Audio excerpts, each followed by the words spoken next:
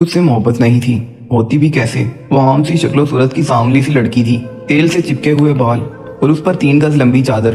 पढ़ी लिखी होने के बावजूद शायद एहसासे कमतरी का शिकार थी, जबकि मैं उसके मुकाबले में अच्छा खासा स्मार्ट था। वो तो अम्मा के मजबूर करने पर मैंने उससे शादी कर ली कि बेवा बहन की बेटी है, कहाँ गैरों में खज्जल खवार होगी। लेकिन मोहब्बत कभी ना कर सका उसे। सारा दिन घर के काम में जुटी रहती, अम्मा अब्बा की जी जान से खिदमत करती, मेरी हर जरूरत का ख्याल रखती, कोई शिकवा ना शिकायत। यूं जैसे पत्थर की मूरत हो। मेरी बेरुखी उसके लिए यूं ही बरकरार रही, बल्कि रफ्ता रफ्ता उसमें इजाफा होता रहा। ऐसी घुटनज़दा जिंदगी से तंग आ गया था मैं। अम्मा के मरने की देर थी कि मैंने दूसरी शादी कर ली। उसने कोई एहतजाज ना किया, रोई ना चिल्लाई, बस खामोशी से सब कुछ देखती रही। दूसरी बीवी के आते ही मैं अपनी दुनिया में मस्त हो गया। पार्टियां, हंगामे, सैरो तफरी, जिंदगी एकदम बेहद खूबसूरत लगने लगी। उसे तो गोया मैं बुला बैठा। एक दिन उसके कमरे के सामने से गुजरते हुए रुकना पड़ा। रोकर फोन पर कह रही थी, कैसी बातें करती हैं अम्मा आप, भला मैं क्या हक रखती हूँ एहतजाज का।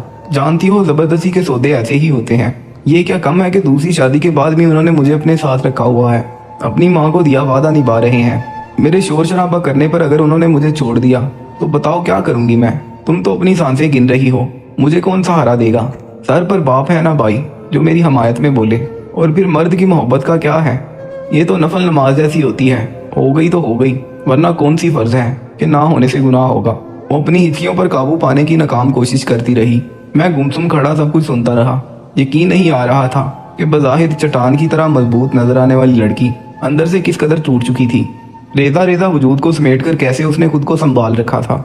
सिर्फ बदसूरती की वजह से वो ये सजा भुगत रही थी। मेरी इज्जत, मेरे घर की रखवाली करने वाली, अपने अंदर की घुटन में मर मर कर जी रही थी। अल्लाह के बाद जिसे उसका सबसे बड़ा सहारा होना चाहिए था, वही उसे ठुकराता और दुत्कारता रहा।